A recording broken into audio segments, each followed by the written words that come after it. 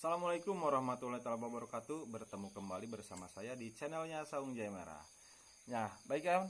Sekarang kita akan memaparkan ya sedikit sekilas tentang penjelasan fungsi dan manfaat serta ciri-ciri ya kohe yang matang itu seperti apa. Ya, sekarang ini saya masih bersama Bapak Opik ya. Kita akan sedikit berbincang-bincang tentang media tanam. Fungsi, manfaat serta ciri-ciri kohe yang matang itu yang bagaimana ya. Jadi jangan sampai kita salah tafsir, salah paham ya tentang fungsi, manfaat dan ciri-ciri kohe yang sudah matang itu ya. Ini karena sangat berpengaruh sekali ya bagi tanaman jahe yang kita tanam. Oke, baik.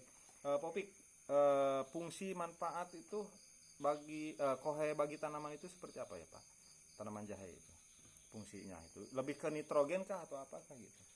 Kalau yang jelas kohenya kohe apa dulu kan Ya. gitu. Jadi sesuai dengan kandungan atau pakan dari makanan dari Hewan tersebut ya. ya itu kan. Oh jadi kohe ayam, kohe sapi, kohe kambing itu berbeda ya? Berbeda persentase kandungannya. Cuman secara spesifik pasti kandungan pastinya saya juga tidak tahu karena saya juga sama masih belajar ya, cuman acuan daripada banyak referensi lah kan gitu yang saya baca terus saya praktekkan sendiri.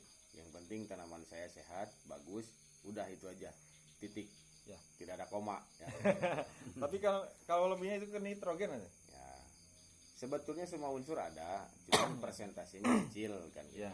Kan disesuaikan dengan kebutuhan tanaman itu Ya. sendiri kan gitu.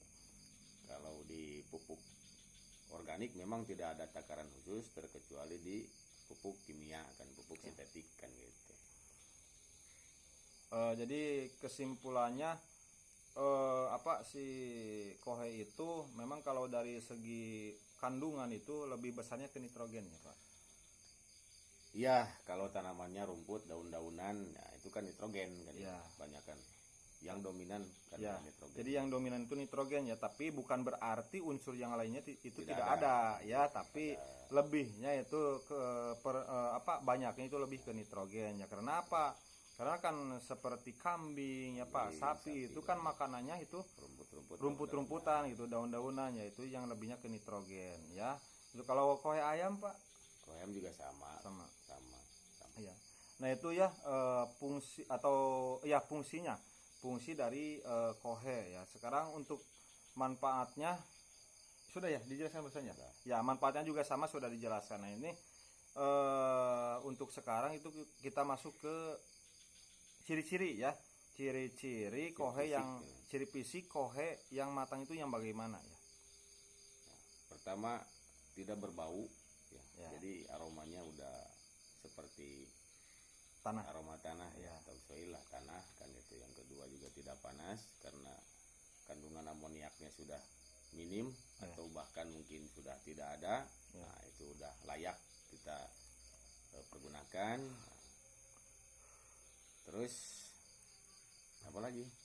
Dari kalau misalnya dari warna kecoklatan atau ya coklat ke hitam-hitaman ada ya, tergantung bahan daripada kotoran hewan itu sendiri ya kan. Nah, misalnya ya teman-teman itu misalnya susah nih ngebandingin atau melihat dari segi fisik, kemudian dari tadi yang dijelaskan tadi selain dari fisik Pak, warna gitu ya. Kemudian misalnya Panas, ya. kalau dari rasa gitu, rasa yang diraba itu Adem. Kalau misal kohe kambing, kalau yang udah difermentasi benar-benar matang itu, kalau itu moy lah kan gitu, mudah hancur. mudah hancur Kan gitu. Kemudian terasa dingin atau gimana Pak? Dingin.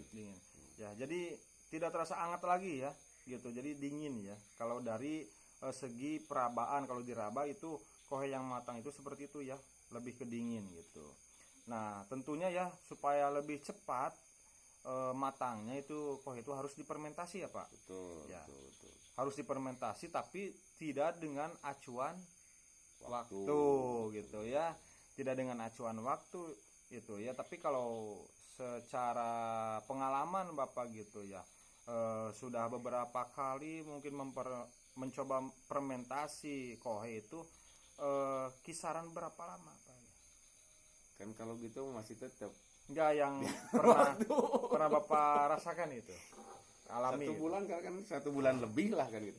Untuk memastikan gitu, apakah fermentasi kue tersebut matang atau tidak, ya kadang ada kalanya lebih lah. Ya. Kalau aktivatornya bisa sedikit, bakteri yang kita campur misalnya ke sana untuk pengurai sedikit, ya jangan harap cepat kan gitu. Ya, ya.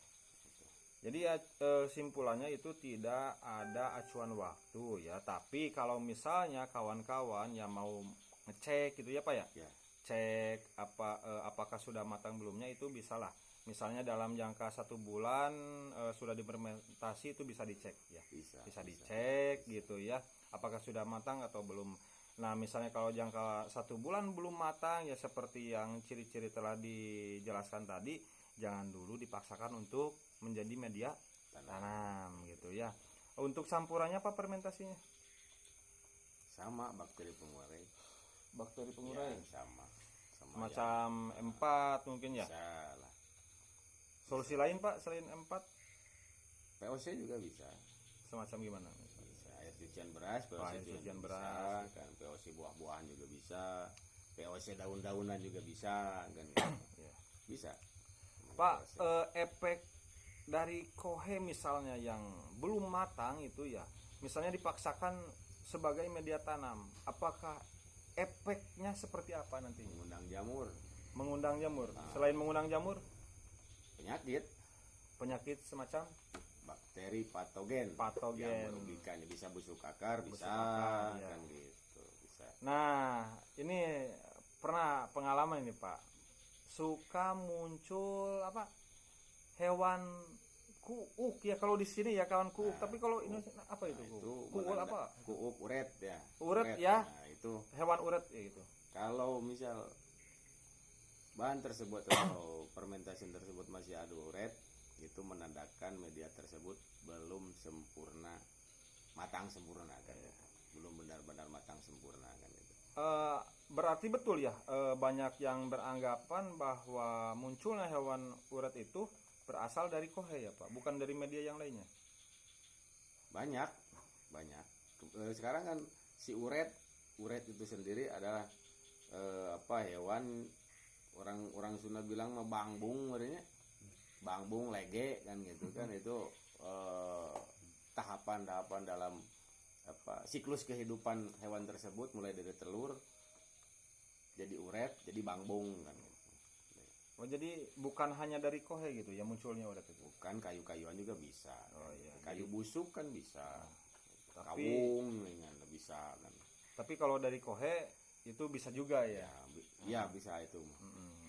Jadi Habitat mereka itu di kohe kebanyakan kan. oh, jadi kebanyakan Habitatnya. memang ya, habitatnya itu bermula dari kohe yang belum matang gitu ya. Salah satunya dari kohe yang belum matang, tapi bisa juga ya uret itu muncul dari media yang lainnya yang sama ya, yang media tersebut belum matang, Belum terurai ya. belum terurai, belum matang, betul gitu ya. Nah itu ya, sekilas tentang penjelasan fungsi, manfaat, serta ciri-ciri kohe itu yang sudah matang ya. Kawan, selanjutnya kita akan lebih detail lagi menjelaskan tentang fungsi manfaat media tanam. Berarti yang belum itu serutan gergaji ya, yang suka dipakai itu ya. Arang sekam sudah, kohe sudah. Nanti kita akan lanjut lagi di video-video selanjutnya. Tetap lihat atau tonton channel kami. Kalau dirasa bermanfaat, klik like, share, komen, dan subscribe ya.